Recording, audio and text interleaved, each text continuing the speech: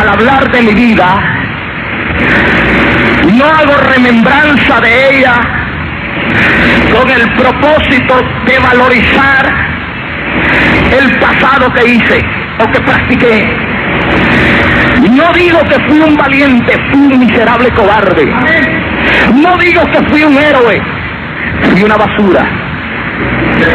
Pero hace 10 años comencé a vivir como un verdadero valiente, pues cambié la ametralladora criminal, cambié aquella ametralladora que fulminó tantas vidas por una arma más grande y poderosa. Aleluya, una arma de 66 balas que se llama Palabra del Señor. Y así que esta noche, aunque para hablar de una vida no se puede hablar en un corto tiempo, pero trataremos de ser explícitos, de ser breves, pero más que todo concisos con el Espíritu Santo. Mi nombre es Eduardo Pérez, como fui presentado al principio, y lo que a continuación voy a relatar es un hecho de la vida real. Y estoy parado en este lugar no por méritos, sino que estoy parado en este lugar fruto de la misericordia inigualable del Dios de la gloria. Para hablar de mi vida comenzaré a hablar de mi niñez. Voy a hablar brevemente de mi niñez, porque es donde se inicia la etapa de vida de todo ser humano.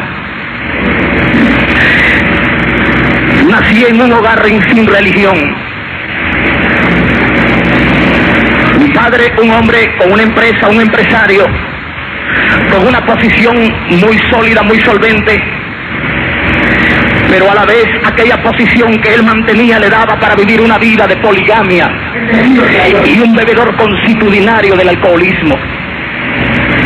Mi madre, una buena mujer, una mujer que soportó quizás por un buen tiempo el régimen de vida que mi padre le daba, pero no soportó aquella vida y optó por divorciarse, por terminar aquel lazo, aquella unión, aquel supuesto amor que los había unido. Mi madre se llevó a mis 2 hermanos más pequeños y por razones de la ley tuve que quedar al lado de mi padre, y para ese entonces contaba con la edad de 5 años y medio para 6 años. A la edad cuando todo niño anhela tener el calor de una madre, a la edad cuando el niño anhela llegar y esconderse en el regazo de su madre, a esa edad mi madre se fue. Yo no entendía lo que estaba pasando a mi alrededor, porque un niño tiene una fe sencilla. Me acercaba a mi padre y le decía: papá, ¿dónde está mi madre? Papá, ¿qué se hizo, mamá? Mi padre, que había despertado un odio terrible hacia la progenitora de mis tías, decía: tu madre está muerta, no menciones a tu madre. Aquellas palabras herían, laceraban mi pequeño corazón. Llegué a la edad de 6 años, entré a la escuela primaria. Yo recuerdo, allá en Guatemala tradicionalmente se celebra el 10 de mayo, el Día de las Madres. Y las maestras motivaban a los alumnos, a los niños, para que llevaran un presente, para hacer un homenaje mutuo a la madre en los planteles escolares. Yo recuerdo que en el almacén de mi padre las empleadas preparaban presentes, regalos, para venderlos a un precio barato, por decirlo así, a los alumnos que pasaban comprando. Yo me llevaba un presente escondido, porque los niños se burlaban de mí, decían que yo era un huérfano. Yo quería demostrar que no era huérfano. Llegaba a la escuela y las maestras hacían la respectiva presentación de las madres con sus hijos, y cuando se terminaba de enumerar por su nombre a aquellas personas, yo siempre me quedaba con aquel objeto, con aquel regalo en mis manos. Recuerdo que me iba a meter a un baño, agarraba aquel regalo y comenzaba a llorar. Los niños, mis compañeros, me miraban llorando, decía: tú estás llorando porque eres huérfano. Yo le decía: no me digan que soy huérfano. Llegaba una maestra y me abrazaba y me decía, haz como que yo fuera tu madre. Mi padre me tenía toda clase de juguetes, me tenía de todo, pero yo no quería juguetes. Yo le decía, maestra, yo lo que quiero es tener una madre. Yo lo que quiero es tener el amor de una madre. Yo quiero a mi mamá. Los años de mi infancia, años duros, donde se inició el trauma que llevó a mi vida a un desenlace terrible. Pero jóvenes, ustedes que tienen una madre, hijos, ustedes que tienen una madre, ustedes que tienen una madre que los ha cuidado, los ha traído a la iglesia, allá en los hogares donde me están escuchando, joven, tú que has despreciado el consejo de tu madre, ¿cuántas veces yo hubiera querido tener el cariño de mi madre para no llegar a ser tan malo como fui? Pero hay un dicho, un proverbio, un refrán que dice que nadie sabe lo que tiene hasta que lo ha perdido.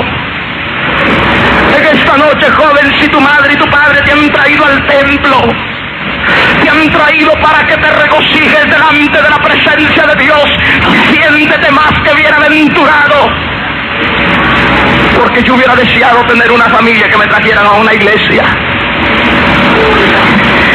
El tiempo pasó y yo recuerdo que a los 12 años salí de la escuela primaria.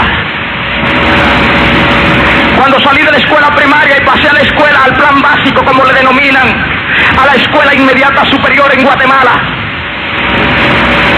yo recuerdo, amados hermanos, que comencé a frecuentar, a relacionarme con otros jóvenes de mayor edad que la mía.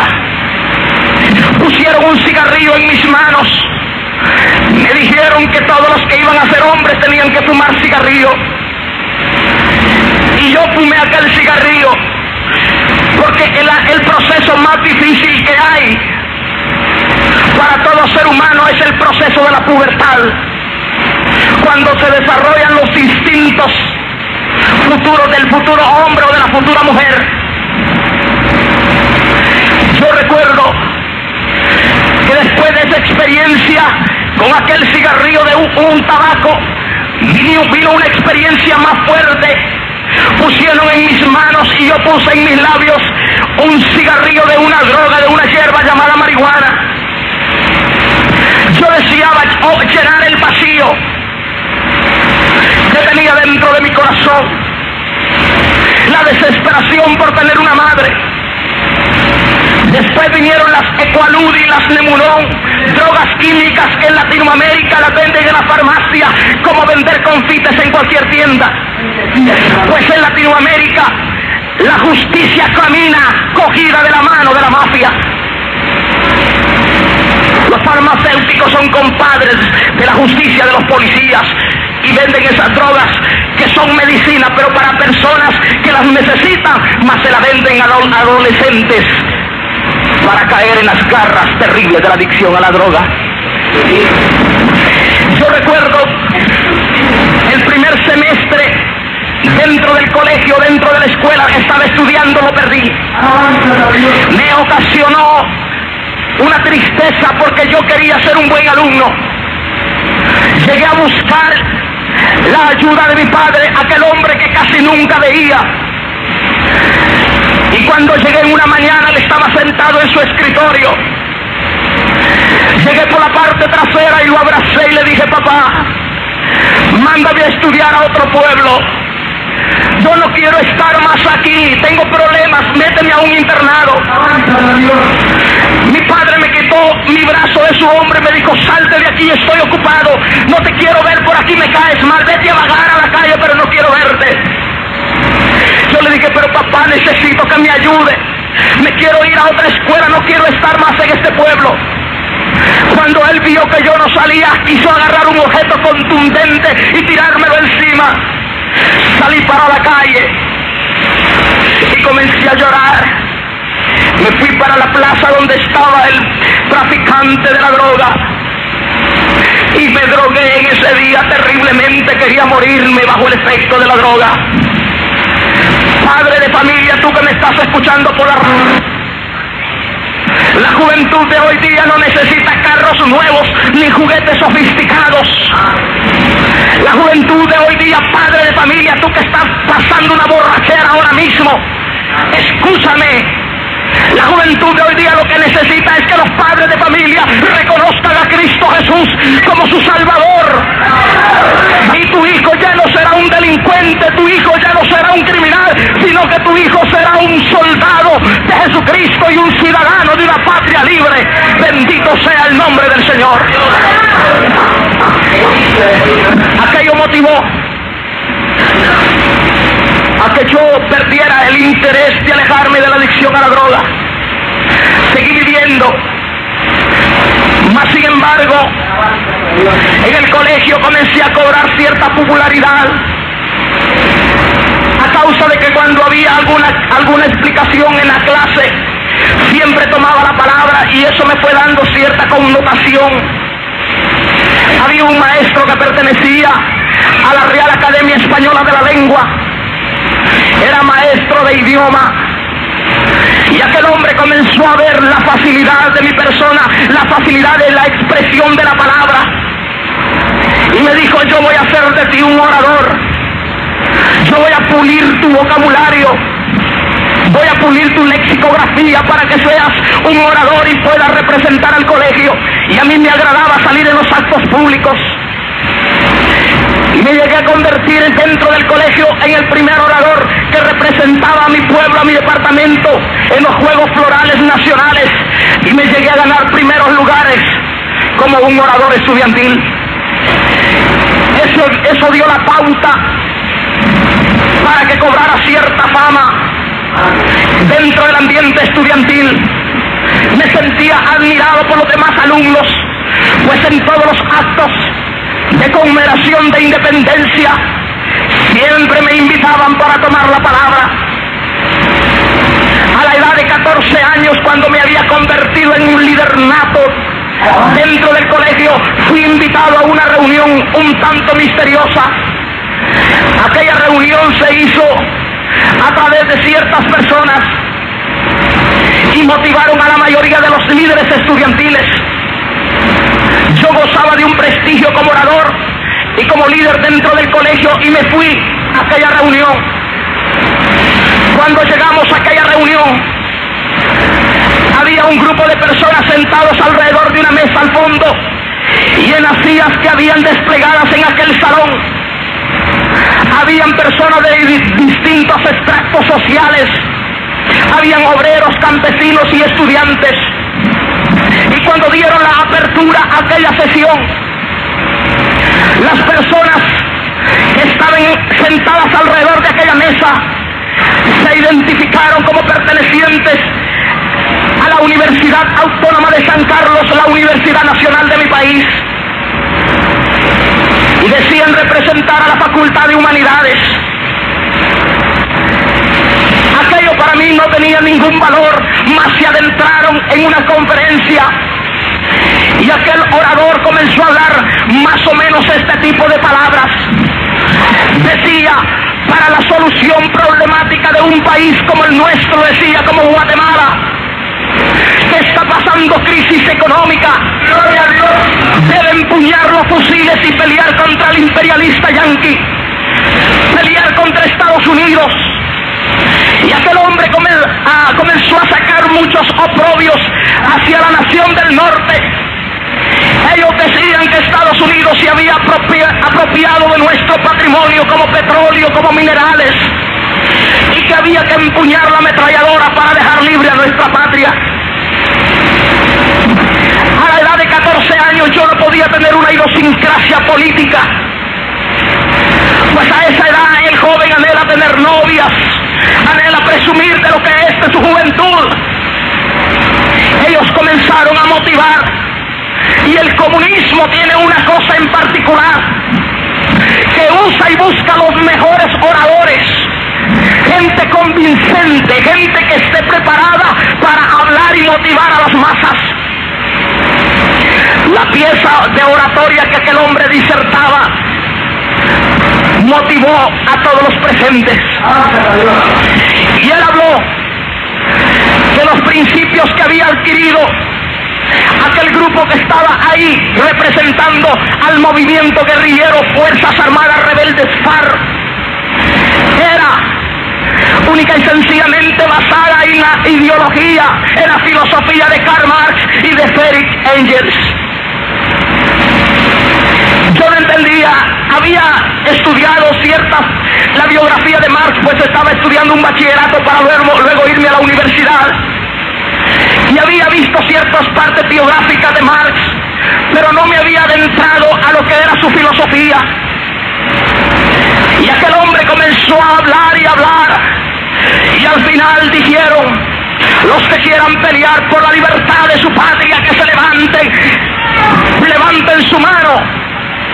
Yo recuerdo que como impulsado como un resorte me paré y levanté mi mano, y muchas personas, casi todas, lo hicieron en aquella noche. Sencillamente yo no sabía lo que me estaba metiendo. Avanza, Dios. El comunismo trata de lavar el cerebro a la juventud.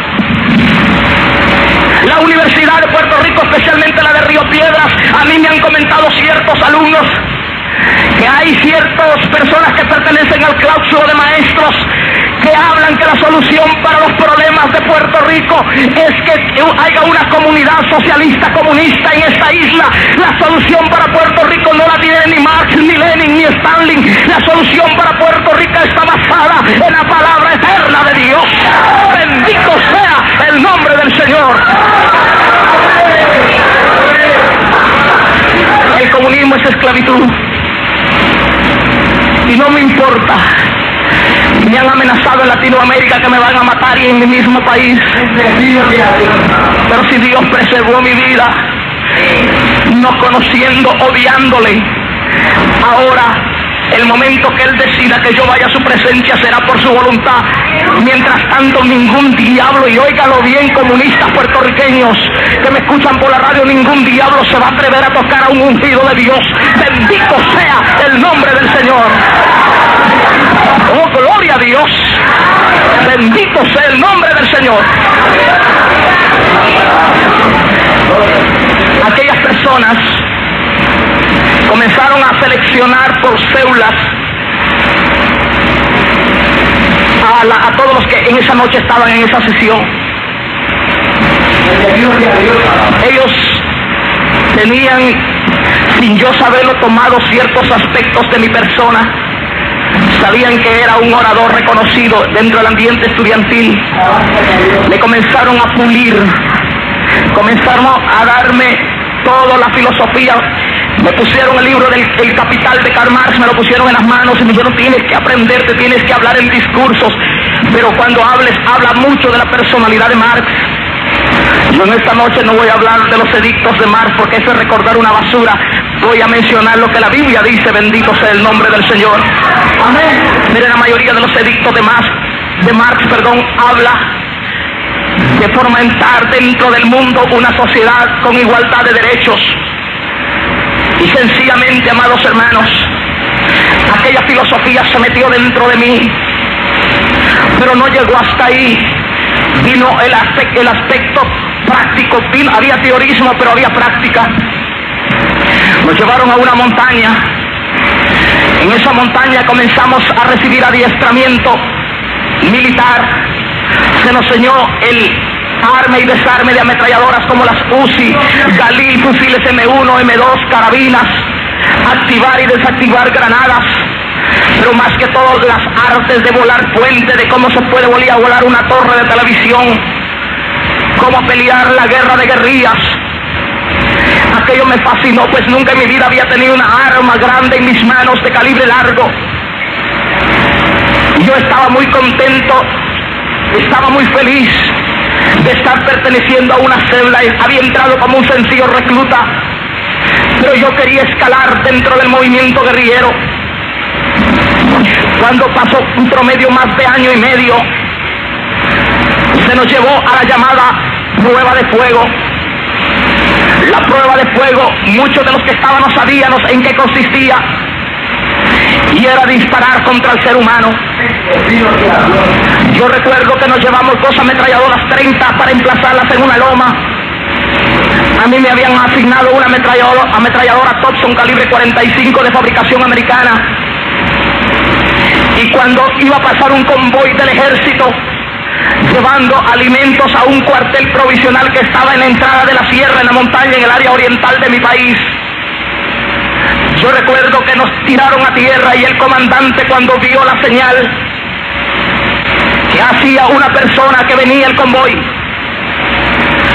se inició una balacera, una masacre terrible.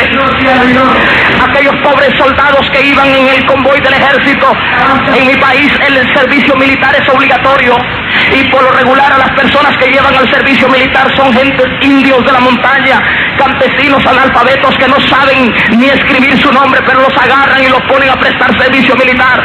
Yo recuerdo que en aquella masacre murieron aquellas pobres personas. No tuvieron tiempo de accionar, y cuando quedaban algunos moribundos bajamos y nos apoderamos de los alimentos y de las armas de ellos. El comandante dijo: no dejen a ninguno vivo, y habían personas que estaban solamente heridas y hubo que matarlas ahí a boca de jarro, enfrente, volarle los sesos. Ahí se manchó por vez primera mis manos de sangre. Yo cuando recuerdo ese pasado, hermanos, y me veo parado en un púlpito, doy gracias al Dios de la gloria, porque esa sangre carmesí limpió mis pecados. La vida en el movimiento guerrillero para mí, en aquella ocasión sentí como que algo entró dentro de mí. Sentí una emoción, una alegría de verme manchado las manos de sangre. La orden era de eliminar a cuanto terrateniente, a cuanto rico hubiera. Yo recuerdo que capturaban a personas adineradas, a hacendados, a empresarios, y había que llevarlos a la montaña para que los familiares pagaran un rescate por ellos. En una ocasión me llevaron a un señor ya casi anciano, y el comandante me dijo: tienes que torturarlo. Y cuando yo me acerqué al hombre y le di un puñetazo en la boca, aquel hombre me dijo: ¿por qué me estás haciendo daño si yo nunca te he hecho daño a ti? Me dijo: no me pegues, por favor, yo estoy enfermo. Y yo regresé al comandante y le dije: yo no puedo golpear a ese hombre porque él no me ha hecho daño. Me dijo: si tú no lo haces, lo haremos contigo, tienes que hacerlo. Hermano, el comunismo es la peor basura que existe. Los que piden, hermanos, que Puerto Rico sea independiente. No me estoy metiendo en la política interna de este país, yo soy apolítico. Pero hermanos, esta bella isla, si quedara al desamparo de la nación del norte, hermano, el comunismo barre, acaba con cualquier sociedad. No estoy hablando de política, soy apolítico, pero Dios me motiva que hable esto para que el pueblo cristiano de Puerto Rico doble rodillas, porque ustedes los puertorriqueños son de bendición para nosotros en Latinoamérica. Bendito sea el nombre del Señor. Después llegué a familiarizarme con la tortura, que me gustó. Corrí el año casi llegando al año 1970.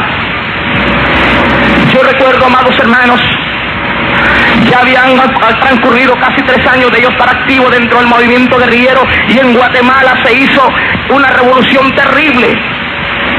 Pues hubo un gobernante civil que no tuvo la fuerza, el carácter suficiente como para combatir el comunismo, y pensábamos adueñarnos de Guatemala, como le pasó a la pobre Nicaragua en estos tiempos. Yo recuerdo, amados hermanos, que los comandantes generales nos dieron una orden de barrer con todos los religiosos que estaban en la montaña, con todos los protestantes, porque nosotros teníamos problemas, porque hacíamos un mitin en una aldea, en un caserío, pero llegaban los protestantes y hacían los cultos que le llamaban. Aleluya. Y mucha de la gente que estaba peleando a favor del comunismo le decían a aquellos protestantes en el libro negro que no había que matar, que hurtar, que mentir, que destruir. Y aquella gente muchas veces dejaba la simpatía por el comunismo para ponerla en aquel libro negro, y nos estaban haciendo un contrapeso los religiosos. La orden era nada más solo para los protestantes. Los que tenían vía libre para entrar eran los sacerdotes católicos, porque ellos llegaban con lo que le llaman la doctrina, con lo que le llaman el catecismo, pero no había tal doctrina ni tal catecismo. Lo que había única y sencillamente era cómo enseñar a manejar un fusil. Los sacerdotes que llegaban pertenecían al movimiento guerrillero. Yo no creía en Dios porque tenía compañeros que en el día usaban sotana y en la noche una ametralladora. Para mí la existencia de Dios era vana, era falaz. Yo recuerdo en una ocasión, yo ya tenía el grado de subteniente dentro del movimiento guerrillero. Los ascensos no se logran por ser un estratega militar o por ser una persona muy preparada intelectualmente. Los ascensos se logran mientras más criminal es el guerrillero, más luego lo asciende. Yo recuerdo que en esa ocasión venía bajando de la montaña, traía mi ametralladora al hombro y traía una pistola Browning calibre 45 metida en la cintura. Venía una célula de 25 guerrilleros conmigo. Bajamos y llegamos a una planicie. La orden era de matar a todos los religiosos, que había que quemar. Las iglesias allá evangélicas en las montañas en Latinoamérica son hechas de palos, de bambú, de vara. No sé si conocen el bambú ustedes. Pues son hechas y de palmas de coco son hechos del techo. Y la orden era quemar cuanta iglesia protestante hubiera. Yo recuerdo que bajamos esa planicie y cuando alcé mi vista, había un muchacho pequeño de estatura, rodeado de campesinos sentados alrededor de él, y aquel muchacho tenía un libro negro en las manos. Yo caminé hacia él y recuerdo que lo primero que le dije fue: te doy 5 minutos para que abandones la montaña. Le dije: porque tú estás engañando a esta pobre gente con eso de Dios. Dios no existe. ¿A dónde está tu Dios? Tráeme a tu Dios, quiero verlo, quiero hablar con él. Comencé a decirle un sinnúmero de oprobios en contra de aquel muchacho. Los campesinos se retiraron, se fueron caminando, mirando. Sabían que yo iba a matar a aquel muchacho porque ya habían muerto muchos religiosos, muchos protestantes en manos de los guerrilleros porque desobedecían la orden de no subir a la montaña, y hubieron varios que murieron por causa del evangelio. Yo recuerdo, algo me extrañó de aquel muchacho, que me miraba fijamente. La mayoría de personas a las que nosotros capturábamos, ricos o lo que fueran, se ponían pálidos, gritaban, daban gritos de expresión de terror, pero aquel muchacho ni cambió ni denotó su rostro, sino que estaba tranquilo. Yo lo maltraté y le dije: te vas o te mueres. Aquel muchacho me dijo: ¿sabes una cosa? Dios existe, y si tú te arrepintieras, Dios perdonaría tus pecados. Aquello para mí fue como que me hubiera dado una bofetada en el rostro. Yo le dije: cállate, porque Dios no existe, y si vuelves a repetir eso, si no te retractas de lo que has dicho, yo te voy a matar. Y aquel muchacho no me dijo: no me importa morir, pero Dios existe. Aquello ocasionó que yo sacara mi pistola, le puse el tiro en recámara, le quité el seguro y caminé hacia él. Aquellos campesinos me miraban con los ojos desorbitados. Aquel muchacho solamente pegó su libro negro en contra del pecho. Yo caminé hacia él y recuerdo que cuando llegué con la pistola para intimidarlo, mire qué cobarde es un guerrillero. Aquel muchacho, no, yo me imagino que no tenía ni un alfiler en la bolsa, pero cuando yo lo quise agarrar del cuello para pegarle con la pistola, para romperle la boca y rematarlo en el suelo, me pasó algo, amados hermanos, que yo nunca voy a dejar de testificar. Cuando estuve cerca de él, yo sentí que mis canillas se pusieron pesadas y sentí un escalofrío en todo el cuerpo. Sentía como que algo me aplastaba para abajo. Ahora entiendo, la Biblia dice que el ángel de Jehová acampa alrededor de los que le temen y los defiende. ¡Ay, sahalama, aquí alaiba, alama y sahalaya!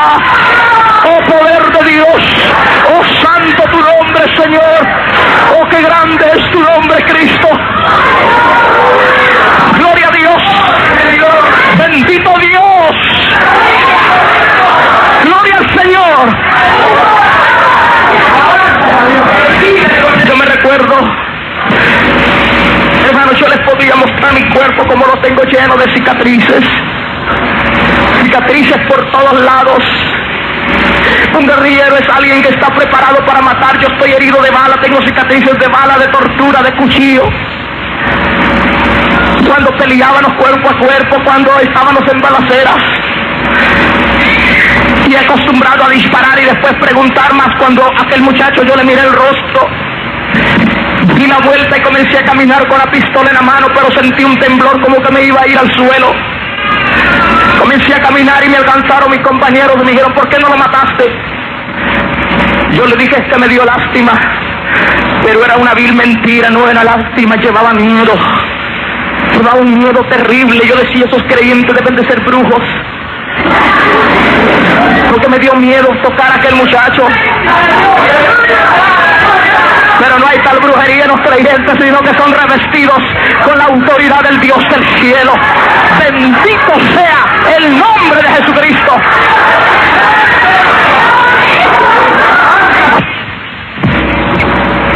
Despavoridos, yo me fui para Honduras. Honduras es un país limítrofe con Guatemala. Cuando llegué a Honduras, me dieron una bienvenida. Allá en Honduras, los sacerdotes jesuitas me consiguieron un carnet como que era seminarista de una institución católica. Hermanos amados, el catolicismo, como dice el hermano Jeñito, camina cogido de la mano. No son ni parientes, son hermanos. El catolicismo con el comunismo en Latinoamérica son los que fomentan. Si no, ahí está Nicaragua. 3 de sus importantes ministros, cardenal de Escoto y el otro cardenal, son 2 cardenales los que están metidos con el gobierno comunista y son más ateos que el mismo diablo. Porque el diablo cree en Dios y no solamente cree, sino que tiembla. Bendito sea el nombre del Señor. Alabado sea el nombre del Señor. Estuve en Honduras un tiempo. Regresé a Guatemala, pues la sed de venganza. Yo quería vengarme. Quería seguir peleando por la causa del comunismo. Yo recuerdo, amados hermanos, que cuando regresé a Guatemala, llegué a mi pueblo. Fui a buscar a un camarada que nos había servido su casa de buzón de guerra. Cuando yo llegué a esa casa de ese camarada, él me recibió muy bien, me invitó a beber cerveza, pero él ya se había vendido al ejército también. Cuando yo llegué, estuvimos bebiendo. Al poco tiempo la casa fue rodeada de soldados. Él había mandado avisar a los soldados al ejército que tenía un guerrillero en su casa. Me amarraron, me golpearon, me metieron a un carro, me llevaron a un cuartel provisional, de ahí me sacaron a las 12 de la noche. Yo soy de una provincia en Guatemala llamada Chiquimula, y me llevaron para a un cuartel, a un pueblo llamado Zacapa. Y yo recuerdo que en ese trayecto hay un lugar que le llaman La Cumbre. Ahí me bajaron, pasaba de la medianoche, me pegaron contra un paredón de tierra. Un soldado dijo, preparen los fusiles, lo matan y después lo queman. Yo esa noche sabía que iba a morir. Yo sentí miedo, por qué no decirlo, pero dentro de mi mente hacía eco aquellas palabras que me habían dicho, que morir por la patria era un privilegio y morir por la causa del comunismo era un honor. Yo recuerdo que cuando ellos me estaban parando en el paredón, llegó otro carro que venía atrás de nosotros y ahí venía un teniente. Se bajó y dijo, no lo maten todavía, llévenlo a la base militar y allá le sacan todo lo que tiene. Me llevaron a esa base militar. Cuando llegamos, me comenzaron a dar puños y golpes. Después me llevaron a un cuarto, una cárcel, un cuartito bajo tierra, como un basement. Había que bajar unas gradas. Un cuarto pequeñito, oscuro, que estaba lleno de guerrilleros capturados. Cuando yo llegué a ese cuarto, aquella peste que había ahí era terrible. El agua llegaba un poco arriba del ojo del tobillo. Y encerraron aquel cuarto oscuro. Aquellos quejidos de aquellos torturados que estaban ya con unos días de anterioridad capturados. Y de aquella agua apestosa y sucia había que beber. Y ahí se hacían las necesidades fisiológicas. Eso era terrible, hermanos. Por eso que en esta temperatura yo me siento feliz, como estuve en ese cuarto. Hermano, ahí la inanición, la falta de alimento, la deshidratación, Aquello era terrible, hermano, aquel calor insoportable y estar encerrado ahí, una prisión psicológica. Me sacaban a torturar diariamente, pero el guerrillero es alguien que se muere antes de traicionar lo que cree. Y el único que puede cambiarle la mente a un comunista guerrillero se llama Cristo Jesús. Es el único que puede cambiar la mentalidad de un comunista. Yo recuerdo, amados hermanos, que aquellas torturas eran terribles, pero quería morir en lo que yo creía. Y nosotros, muchos de los cristianos, usáramos esa filosofía, hermanos, ya hubiéramos evangelizado al mundo completo. Pero tenemos la oportunidad de hacerlo ahora con el satélite de Radio Revelación. Tal vez usted no quiere ir a evangelizar, pero ahí con lo que usted aporte a Radio Revelación llega el mensaje a los 4 puntos cardinales de Latinoamérica. Bendito sea el nombre del Señor. Yo recuerdo, amados hermanos, mi padre, con su influencia económica, yo tengo 2 tíos que trabajan con el gobierno, que están en el ejército, son coroneles, uno de ellos ya está retirado en este tiempo. Mi padre los buscó. La influencia económica de mi padre y aquel apoyo militar de mis tíos lograron dar con mi paradero. Mi padre sobornó a los militares en Latinoamérica. El soborno es el pan nuestro de cada día. Allá se soborna a todo mundo. Yo recuerdo que me sacaron, pero era una trampa porque había orden de matarme en mi casa. Me mandaron a la República del Salvador. Cuando llegué al Salvador, me consiguieron un salvoconducto diplomático para ir a México. Me fui para la República de México. Cuando llegué a México, me fui a la península de Yucatán, Mérida. Mi propósito grande era llegar e irme rumbo a La Habana, Cuba, e ir a besarle los bigotes, las barbas al señor Castro. Ese es el anhelo de todo guerrillero latinoamericano, presentarse allá con el señor Castro y decirle que uno es uno de los valientes de Latinoamérica peleando por el comunismo. Otro de mis máximos anhelos era llegar a la Universidad Patricio Lumumba en Rusia, donde se preparan los mejores combatientes del mundo. Mi viaje se vio trucado porque había que esperar cierto tiempo para poder salir. México es un país 100% socialista. Allá las iglesias inclusive son propiedad del gobierno, los templos no son propiedad de ningún grupo religioso. México es la espina que tiene clavado Estados Unidos en medio de la planta del pie. México es un país con 70 millones de habitantes y esclavizados por la religión católica, que es la hermana del comunismo. Había que esperar cierto grupo porque habían guerrilleros de toda Latinoamérica esperando un viaje, pero mandaban 3 y 4. Cada 15, 20 días tenían que irse 3 y 4 a La Habana para no declarar de una vez que estaban llenos de guerrilleros México. Estando en México caí bajo una psicosis colectiva. Recuerdo que cuando quería dormir miraba los rostros ensangrentados, me miraba la ropa llena de sangre. En los sueños y pegaba gritos, aquellas pesadillas eran espantosas. Comencé a administrarme 2 y 3 miligramos de sosegón y atedrón, una droga tranquilizante para el sistema nervioso. Pero el sosegón y el atedrón no me hicieron ningún efecto. Comencé a inyectarme morfina y por último llegué a esa droga maldita llamada heroína. Yo recuerdo que traté de disipar. Me comenzaron a dar una ayuda de parte de la Universidad Autónoma de México como exilado en la República Mexicana. Allá en México me reuní con uno de los comandantes que había logrado huir también, llamado Marco Antonio León Sosa. Mi nombre de guerra dentro del movimiento guerrillero, a mí me fui llamado el comandante Rolando. Y me dijo: Rolando, tienes que ir a Guatemala porque hay brotes nuevamente. Los muchachos están peleando en el oriente y tú conoces esa zona, tienes que irte para Guatemala. No pude negar, tuve que aceptar porque en el comunismo las órdenes se cumplen y no se discuten. Yo recuerdo que me fui para Guatemala, pero haciendo un paréntesis, yo quería cambiar. Estando en México, vagaba por las calles, me metía a las cantinas, me metía a los salones, a beber, a estar en ese ambiente. Deseaba cambiar de vida porque me sentía tan solo, tan vacío. Cuando miraba a jóvenes de la edad mía, con sus novias, con sus familias, decía: ¿por qué yo no puedo ser como uno de esos? Pero me tenía capturado el comunismo, el crimen y ya la adicción a la droga. Estando en México leí literatura de un escritor colombiano llamado José María Vargas Vila. Vargas Vila decía, ni mi madre es buena con ti malas malas mujeres del mundo. Era un paranoico, era un loco, era un desquiciado, era un hijo del diablo que odiaba a la mujer y así decía palabras, unos despropios para la madre. Yo juré que la persona que era causante de mi desgracia era la mujer que me había traído al mundo. Yo recuerdo y dentro de mí dije, el día que yo encuentre a esa mujer, si es que vive, yo la tengo que matar. Yo tengo que matar a esa mujer porque ella me abandonó siendo un niño, nunca me pudo llegar a ver ni darme cariño. Regresé a Guatemala, seguí peleando, pero ya la guerrilla había perdido toda su fuerza.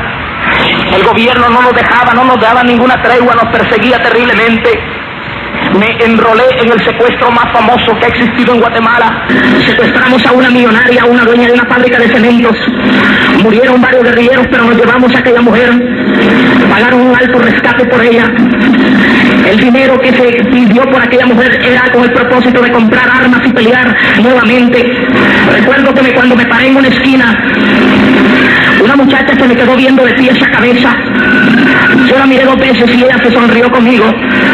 Yo me supuse que aquella muchacha me había visto en algún asalto, en algún secuestro. Yo cargaba una pistola 380 en el jacket, la toqué, la preparé, dije, si esta me reconoce voy a tener que matarla. Comencé a caminar disimuladamente tratando de que aquella muchacha no se diera cuenta que yo estaba huyendo, de que ella me reconociera.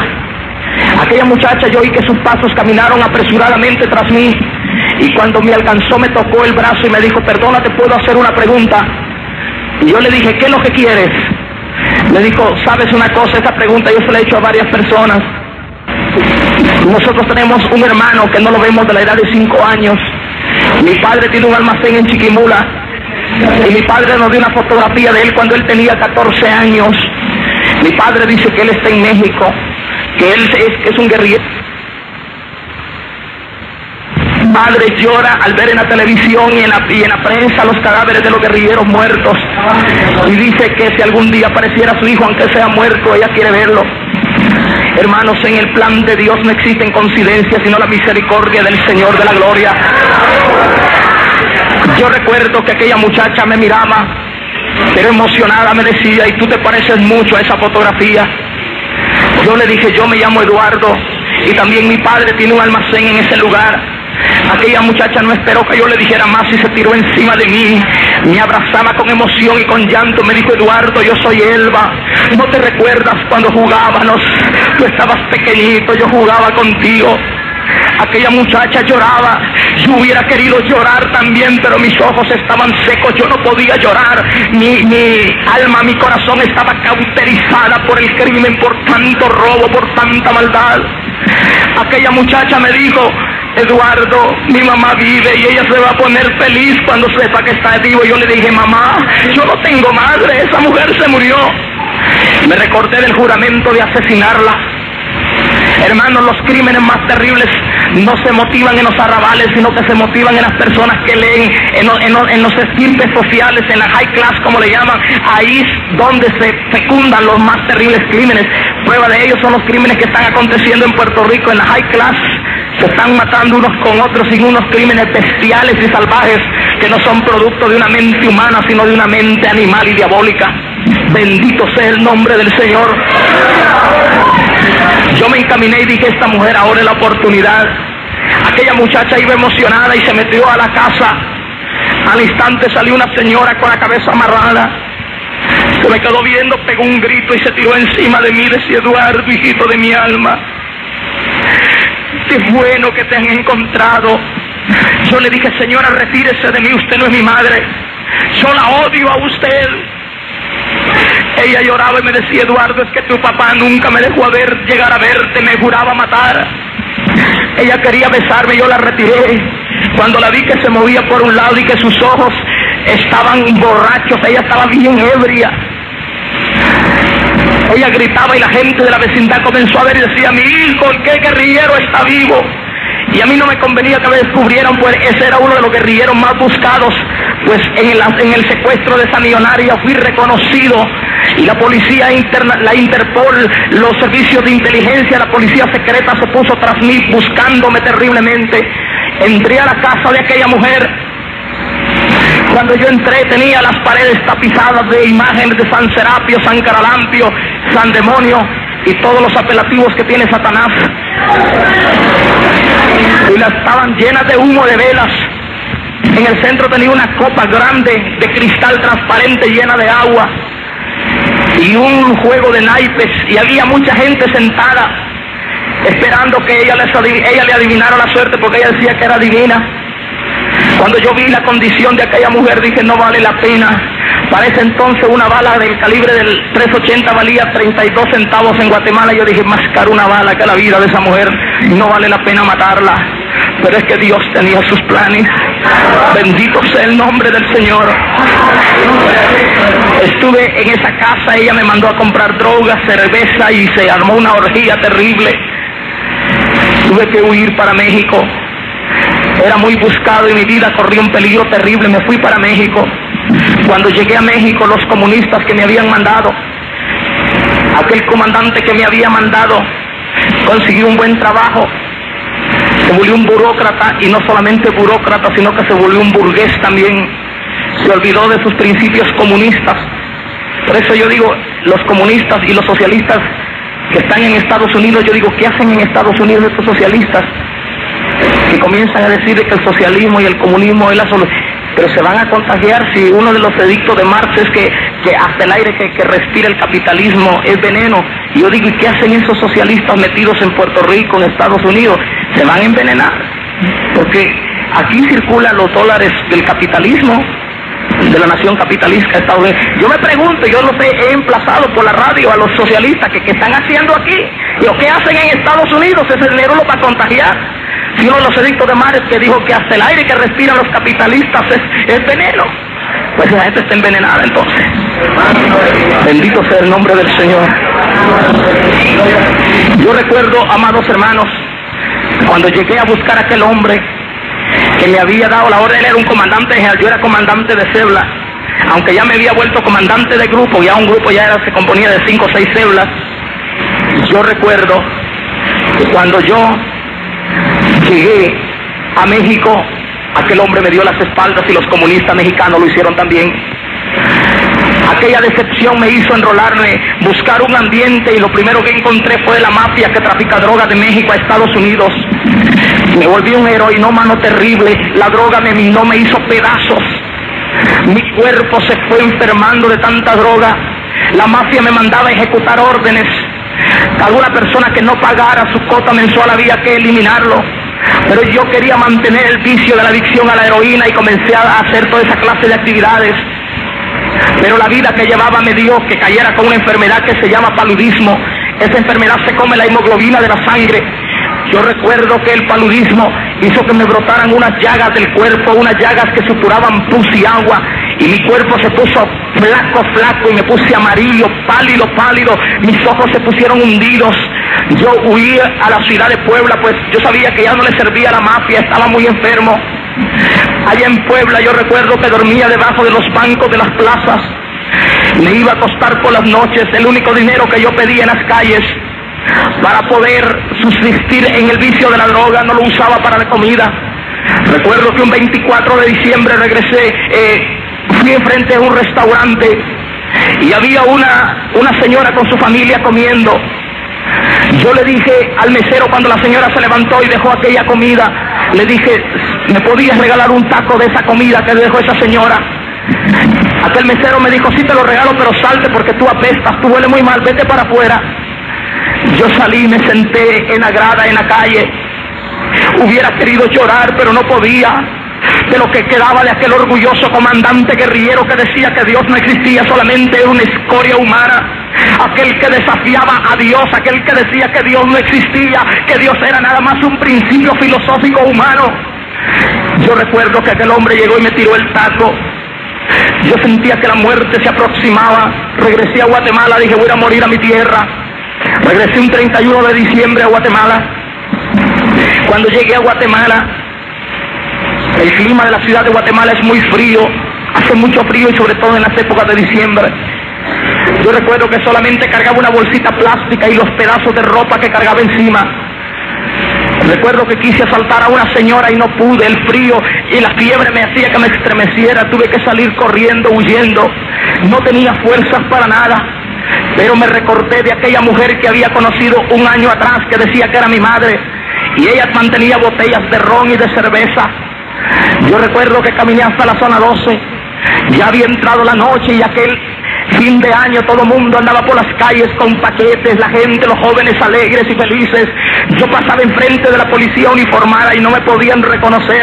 Yo era uno de los guerrilleros más buscados de Guatemala, pero no podían reconocerme, pues no era la figura, no era el boceto que habían dibujado, sino que era una miseria, una escoria humana la que andaba caminando. Llegué a aquella casa, toqué la puerta y moví la manecilla, y vi que la manecilla estaba abierta. La moví, abrí la puerta, y cuando yo moví, entré y vi la luz prendida, pero las paredes estaban pintadas, limpias, ya no había ninguna clase de imagen, todo estaba limpio y solamente había una propaganda de gente loca que decía: cree en el Señor Jesucristo y serás salvo tú y tu casa. Y calamanza jalaida sajalaba. Yo recuerdo, amados hermanos, yo me quedé viendo y dije: esta es la propaganda de esos fanáticos. Regresé para atrás rápidamente, pues yo dije: esa gente es mala, esos son brujos. Salí para afuera y vi el número, y era el número exacto de la casa de aquella señora. Yo dije: pero ¿qué se pudo hacer esa señora si ella también odia a esa gente? Porque ella decía que era espiritista católica. Bueno, toda esa gente son una sola familia, espiritistas, católicos, etcétera, y etcétera, y etcétera. Yo recuerdo que en aquella ocasión yo miré las luces del Cope Norte y que voy a preguntarle a esa gente que vive aquí qué se hizo aquella señora. Llegué, entré por la puerta, estaba abierta la puerta del comedor, y cuando yo me introduje estaba aquella señora sentada con sus hijos. Ella se había casado después de que dejó a mi padre. Y cuando yo me le quedé viendo y ella le dijo a uno de los niños: mamá, mira quién está parado ahí. Ella se volteó y donde me vio se tiró encima de mí y comenzó a llorar y decía: Eduardo, le he orado al Señor para que te guardara. Yo pensé que ella estaba borracha. Yo le dije: señora, hágame un favor, deme un trago de ron, deme algo porque le tengo un frío terrible, tenía una fiebre altísima. Ella me sentó en un banco, miró aquella ropa toda sucia, toda manchada de aquel pus, de aquella llaga, aquella peste que yo tenía encima, tenía mucho tiempo de no bañarme. Ella comenzó a acariciarme y yo le dije: señora, deme un trago, por favor. Ella me dijo: hijo, aquí hay comida, aquí hay una cama. Decía: si tú eres mi hijito, yo te tuve. Ella me besaba y me acariciaba. Yo le decía: señora, por favor, ayúdeme. Y ella me dijo: Eduardo, lo siento, pero en esta casa ya no hay más licor, no hay droga y no hay más cerveza. Hace 6 meses me llevaron a la iglesia central del Príncipe de Paz, y allá conocí al hermano Chema, y el hermano Chema oró por mí, y ahora soy una mujer libre. Yo le dije: ¿quién es ese Chema? Es uno de esos brujos. No, me dijo: Chema es un siervo del Señor y Dios lo usa. Yo le dije: dígale lo que le ha hecho a usted, le lavó el cerebro, la han engañado. Yo voy a matar a Chema, le voy a poner una bomba a esa iglesia para que se muera ese hombre. Ella me abrazaba y decía: no, Eduardo, yo te mando a llamar al hermano Chema, él ora por ti. Yo le dije: dígale a Chema que lo mato el día que lo vea. Recuerdo que me salí, agarré mi bolsita y comencé a caminar. Ella me llegó y me abrazaba y decía: Eduardo, no te vayas. Yo le dije: señora, yo odio a los aleluyas. Y me dijo: Eduardo, deja que te regalemos una camisa siquiera, mira cómo andas con esos pedazos de ropa encima. Le dije: no, yo no acepto limosna de los aleluyas. Bajé las gradas.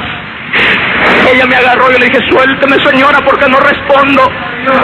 Y cuando comencé a caminar, mi madre gritó estas palabras que yo nunca voy a olvidar mientras viva: Eduardo, no me he de morir sin antes no verte algún día en un púlpito hablando de Jesucristo. ¡Ay, santo! ¡Ay, santo!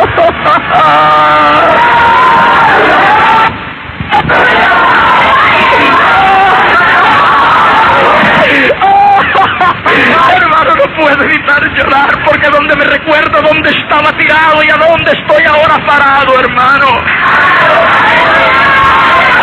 Solo Él lo pudo hacer.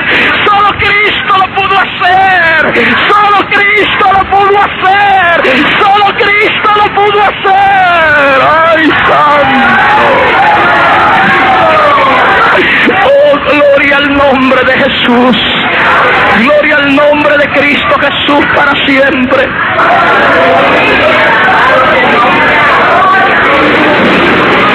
Gloria al nombre de Jesús. Gloria al nombre del Señor. Me levantaron. Ya llevo más de una hora, hermanos. Seguimos. Aleluya. Aleluya. Bendito sea Dios.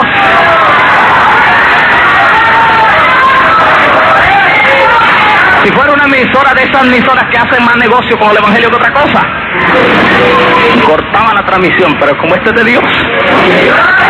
Aleluya, bendito sea el nombre del Señor.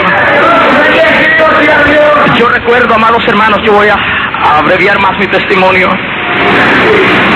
Yo recuerdo que me llevaron a un centro hospitalario privado. Mi padre pagó para que no se diera mi nombre, para que no se identificara mi persona mientras me recuperaba. Me tuvieron varias semanas. Después me llevaron a una casa que mi padre tenía, me encerraron ahí. Mi padre llegaba y decía: Eduardo, entrégate al gobierno, yo te pongo buenos abogados. Ellos van a entender que el comunismo te agarró muy joven. Ellos van a saber que lo que has hecho lo hiciste porque no tenías conocimiento. Y yo le dije: no, yo prefiero morir peleando antes que entregarme. Una señora que supo que mi padre ya me tenía en esa casa le dijo: ¿sabe? A su hijo hay un lugar en Mazatenango, una región en el sur de mi país, que se llama Samayac. Ahí es la tierra de los brujos. Y le dijo: llévelo, esa señora lo cura. Ella, esa señora, cura a las personas como él. Y un día a la medianoche me sacaron de mi casa. Mi padre me llevó a ese lugar porque de día no podía salir, me podían reconocer.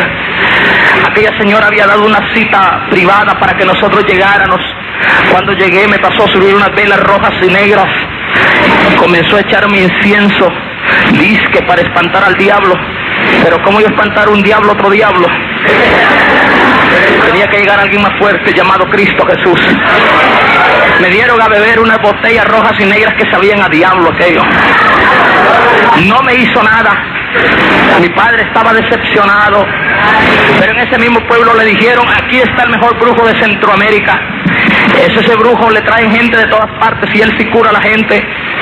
Mi padre me volvió a llevar a ese lugar, a donde ese brujo de raza india. Cuando llegamos tenía un muñeco sentado en una silla. Decía que era San Simón, el patrón de los brujos. Ahí le tenía ruda, limones, ajos, y aquello era una peste insoportable. Yo me salí para afuera. Yo le dije: papá, yo no me dejo hacer nada aquí porque esto hiede mucho, huele mal. Mi padre estaba decepcionado. Yo quería cambiar, soy honesto. Yo quería dentro de mi corazón cambiar. Decía: ¿por qué soy tan malo? ¿Por qué soy así? Le dijeron a mi padre que los centros negros no curaban, que curaban más los centros de magia blanca. Me llevaron a una colonia que le llaman El Milagro en Guatemala. Ahí era un centro que decían que trabajaban con Dios. Hasta ahí vine a saber yo que Dios necesitaba muletas para caminar. Para hacer sus milagros le iba a necesitar una muleta a Dios. ¿Y cuánta gente en Puerto Rico está metida en la santería? Sal de ahí, santero, tú que me estás escuchando, te vas a ir al infierno si no te arrepientes. Deja de engañar a la pobre gente. Solo Cristo es el que cambia al hombre. Bendito sea el nombre del Señor.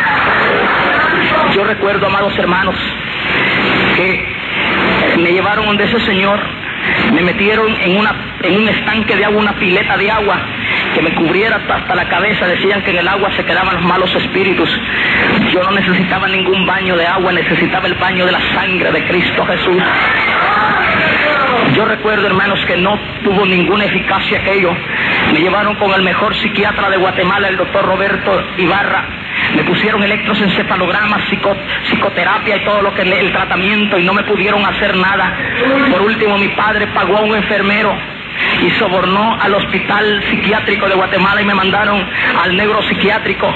Cuando yo desperté bajo los efectos de aquella inyección, tenía amarrada una cadena en el pie. Yo gritaba desesperadamente que me sacaran de ahí, que yo estaba loco.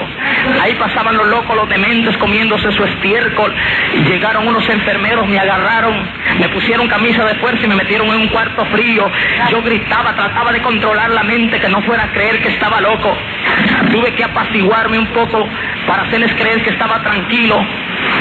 En una visita logré fugarme. Mandé a avisar a mi padre que lo iba a asesinar. Yo recuerdo, amados hermanos, que comencé a visitar de vez en cuando a aquella señora. Yo creía que la locura del evangelio era efímera, pasajera, pero cada vez que llegaba la encontraba más loca.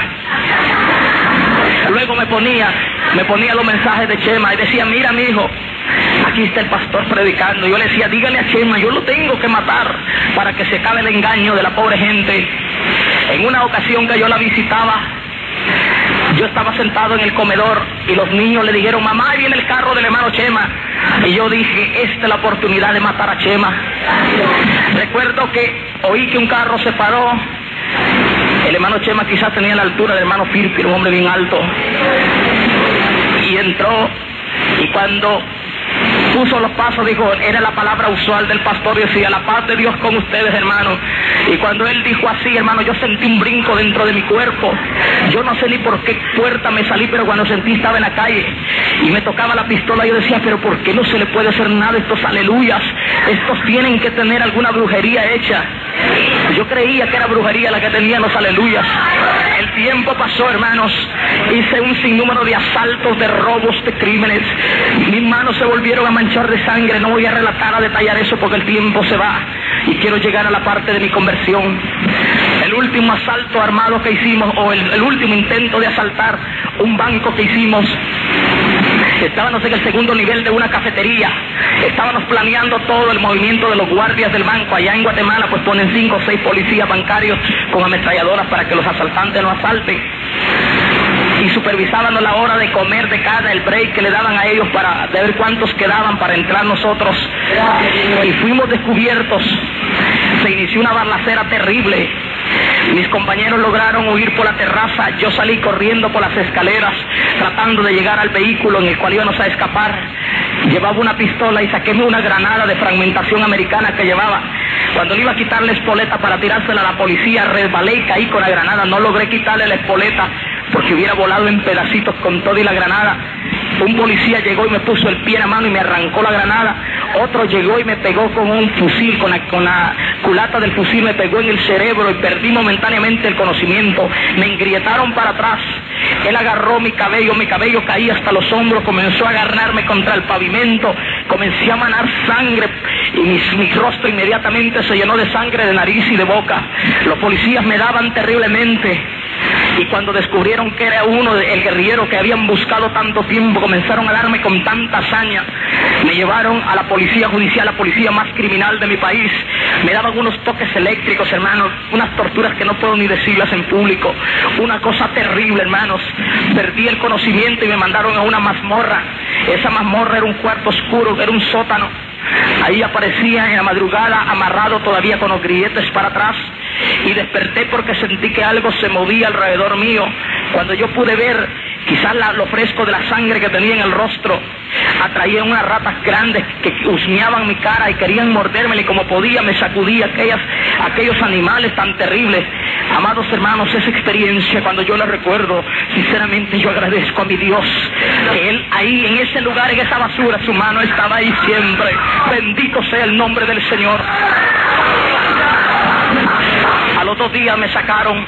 No pudieron sacarme ninguna confesión. Me mandaron para la penitenciaría. Cuando yo salí en la mañana con los grilletes para atrás, estaba aquella señora parada. Mi nombre había salido y salió en todos los periódicos del país.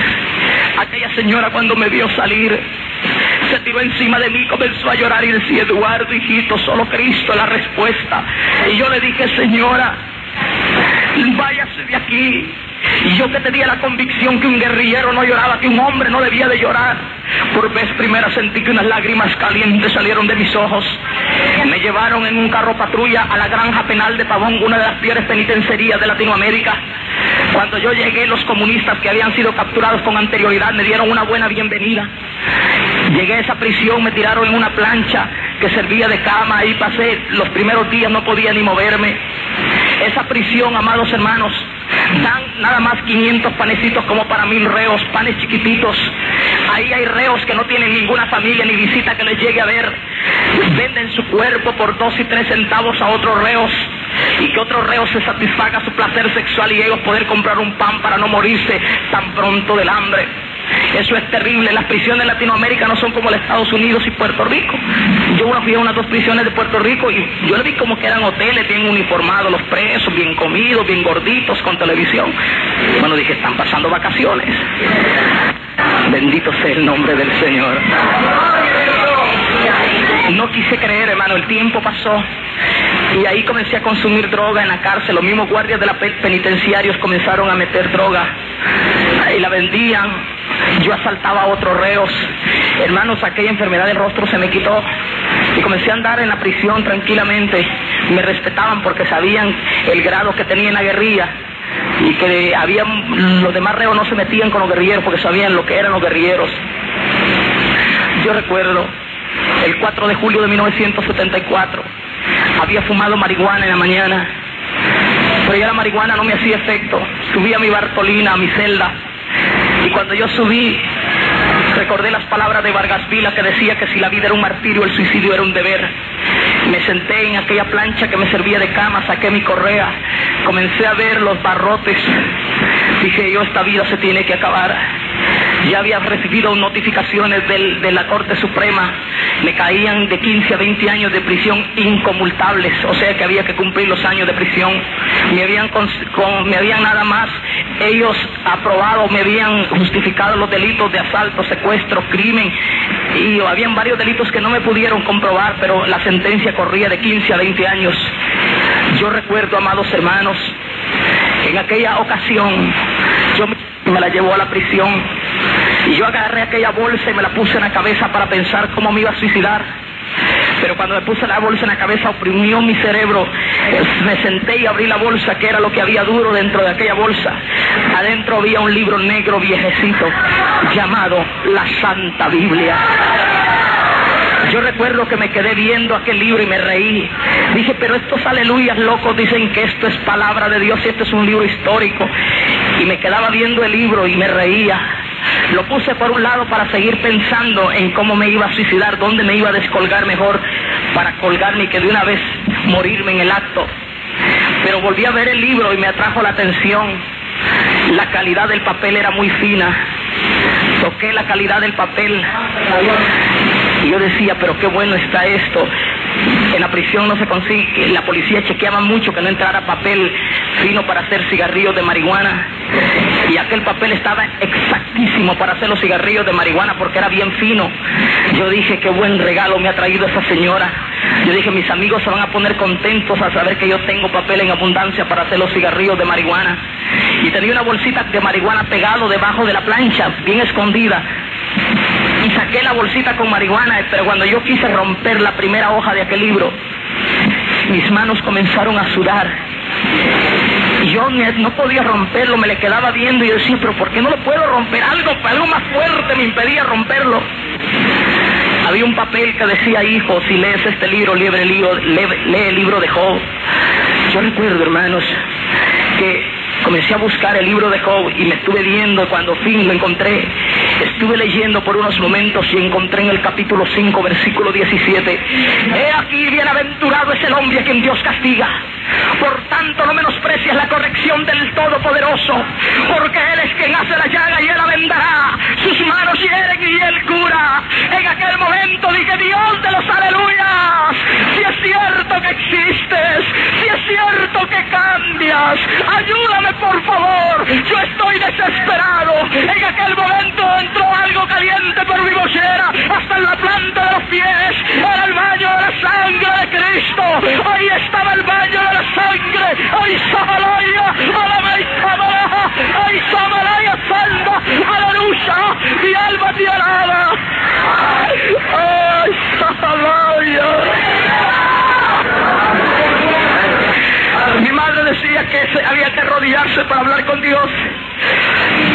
odié por vez primera en mi vida. Con aquel libro en las manos, nadie me había predicado porque nunca lo permití. Lo agarré y dije, mira Dios, yo no sé cómo se habla contigo, pero si existes, yo quiero verte, quiero sentirte. Hermanos, y dije esas palabras y oí los pasos literales que entraron a aquella celda sucia, y al instante sentí que unos brazos, pero bien fuertes y calientes, me estaban abrazando. Ahí estaba Jesús de Nazaret.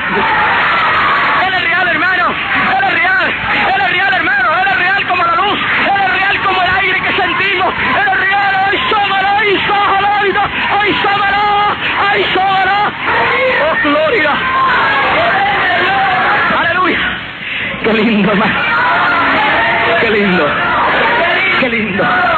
Aleluya, amigo, tú que estás aquí, tú que me escuchas por la radio también, sabe que esta noche, esta es tu noche, esta es la noche tuya. Bendito sea el nombre del Señor. Yo sé que Dios está rompiendo cadenas allá en la radio, en los hogares. Puedo sentir la gente llorando, los alcohólicos gimiendo. Aleluya. Yo sé que mañana va a haber una serie de testimonios. La gente va a llamar a Radio Revelación porque Dios todavía rompe las cadenas. Allá en la prisión, allá Dios está salvando. Pero en el nombre del Señor. En la mañana siguiente, hermano, dijeron que Eduardo Pérez, Boquete de la Guardia, tiene visita. Salí corriendo, ya no con marihuana, sino con aquel libro, y estaba aquella señora. Amados, nunca le había dicho madre. Corrí, la abracé y le dije, mamá, yo ya tengo al Dios de los aleluyas. Ella dijo, gracias Señor, gracias Señor, porque tú escuchas. Hermanos, voy a abreviar ya, ahorita sister, o ahora, porque ahorita para ustedes es después y para mí es ahora. Me estoy haciendo bolas, me estoy confundiendo todo aquí. Me caían 15 años, me mandaron a llamar, cuando me mandaron a llamar de la Corte Suprema, la sentencia era segura. Mi madre había dicho que Dios me iba a sacar ahí. En iglesia se reúnen, o en la iglesia del Príncipe de Paz se reúnen 300 y 400 hermanos en oración y ayuno todos los miércoles. Y mi madre había oído una profecía que Dios había dicho que tenía un varón en la prisión, pero lo iba a sacar para llevarlo por las naciones a anunciar su nombre. Me llevaron a la Corte Suprema, el oficial me sentó, el secretario tomó ciertos datos, me dijo, pasa con el juez. Pero mi madre me había dicho muchas veces que Dios me iba a sacar de la prisión. Yo le dije, mamá, no se haga ilusiones, el Ministerio Público me acusa y la Fiscalía del Ministerio Público no afloja hasta que no ve sentenciada a la persona. Y cuando el juez me pasó, yo agaché el rostro, pues esperaba que me leyera el veredicto. Me dijo, levántame la vista, muchacho. Y yo me le quedé viendo y me dijo, aquí viene una señora que me da lástima. Qué suerte tienen ustedes, los criminales, que tienen a alguien que los llore. Y tú tienes más suerte, muchacho. Del traslado de la causa del juzgado tercero de instancia de lo criminal al juzgado cuarto, no sabemos si el mensajero perdió, votó, traspapeló, qué se hizo, se ha buscado todo el expediente, el folder del expediente no está, no hay de qué acusarte.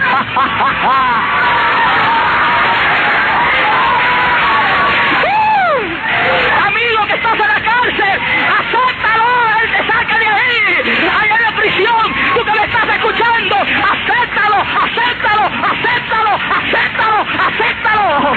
Él te saca de esa cárcel, aleluya. Sin necesidad que te fugues, él sale de ahí, él te saca de ahí. Y ahí, amados hermanos, otro día, ese día firmé mi libertad, otro día salí de la prisión y dije, si algún día regreso a una prisión, le dije a mis amigos, va a ser para predicar a Jesucristo. El domingo me llevaron a la iglesia del Príncipe de Paz, que iglesia estaba llenísima, y de antemano le doy un saludo de mi iglesia. Somos casi 5,000 miembros, y un saludo para ustedes de esa amada iglesia. Yo recuerdo que pasé al frente, hermano, me senté en la primera banca, y cuando dijo el predicador, alguna persona quiere convertirse a Cristo, yo levanté la mano y me encaminé para el frente. Aquel muchacho, llegó un diácono, me agarró del brazo para apoyarme en la oración, pero cuando yo volteé a ver, vi a aquel hombre grande con paso seguro, diciendo, gloria a Dios. Dije, ahí está Chema. Y llegó, me puso la mano sobre el hombro.